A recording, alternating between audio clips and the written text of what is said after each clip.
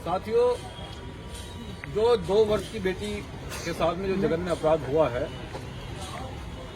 ये अपराध इतना जघन्य है कि जिस व्यक्ति ने अपराध किया है कि वो कितना शातिर अपराधी होगा कि जिस बेरहमी से उस बच्ची को मारा गया है। और उससे भी बड़े दुख की बात यह है कि 2-3 दिन इस घटना को हो गए हैं, अभी तक भी इस घटना का खुलासा नहीं हुआ है। हमें ऐसा लगता है कि उत्तर प्रदेश सरकार में अपराधी पल रहे हैं। जो प्रदेश की सरकार बार बार ये दम भरती है, ये कहती है कि हम दलित पिछड़ों का नेतृत्व कर रहे हैं, हम दलित पिछड़ों को अधिकार देंगे, उनको न्याय करेंगे, तो हमें ऐसा लगता है कि सबसे ज्यादा उत्पीड़न इस सरकार में दलित पिछड़ों का हो रहा है। लेकिन हम ये कहना चाहते हैं कि भीम आर्मी जय हिंद संगठन एक पूरे देश के अंदर एक बड़ा आंदोलन चला रहा है। देखिए, देश और प्रदेश की जनता जो जिले के अधिकारी होते हैं उनसे न्याय की उम्मीद होती है, और अगर आप न्याय नहीं करेंगे तो फिर जनता सड़क पे उतरेगी मजबूरन, और फिर वो आंदोलन करेगी। और उससे पहले मैं आपको एक बात कहना चाहता हूं मेरठ के लोगों कि ये अपराध पहली बार नहीं हुआ है। मेरठ में जितने भी अपराध हुए हैं सब में हम लोगों ने न्याय की बात करी, लेकिन मेरठ के अंदर ही सबसे ज्यादा अपराध क्यों हो रहा है? क्या आप लोगों ने सोचा है कभी कि हमें बाबा साहब और काशीराम साहब एक बात कहा करते थे कि पीटा कमजोर को पीटा जाता है, बलि जो है वो बकरे की दी जाती है, शेर की बलि नहीं दी जाती। तो ये जो शेर हाथी जैसा समाज सो रहा है, मैं आपसे कहना चाहता हूं कि अगर सरकार, अगर प्रशासन अगर न्याय नहीं करता है तो फिर यहाँ आने का काम करोगे नहीं करोगे बताओ? क्योंकि देखो, हम नहीं चाहते कि कल किसी और बेटी के साथ भी हो, और इन घटनाओं पर रोक लगनी चाहिए, क्योंकि जब तक आप घर से निकलकर इन घटनाओं का सामना नहीं करोगे, अपराधी को लगता है कि ये 2-3 दिन उछल कूद करते हैं, शांत हो जाते हैं। अब हमें शांत नहीं होना है। मंजीत भाई संघर्ष करें, हम तुम्हारे साथ हैं।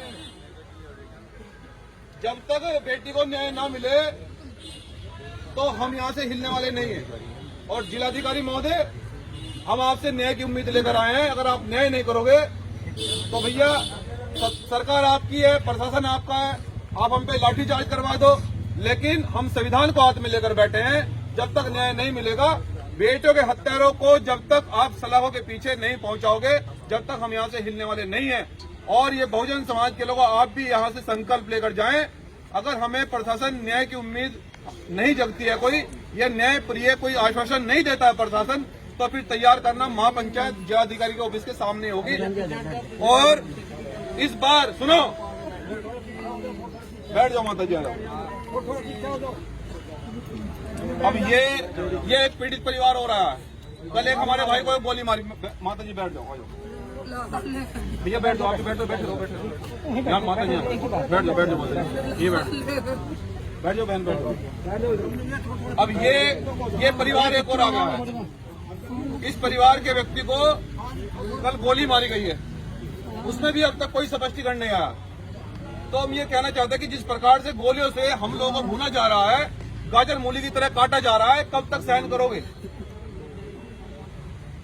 क्या हम लोग गाजर मूली की तरह कटने के लिए पैदा हुए? नहीं। अरे हमारे पुरखों ने शासन किया है देश के अंदर, संविधान निर्माता की कौम से हम लोग आते हैं। हमें इस अपराध का सामना करना पड़ेगा, और सब लोग संविधान को हाथ में लेकर देखो, इस बार हम सरकार का ऐसा इलाज करेंगे कि ध्यान रखेगी सरकार भी।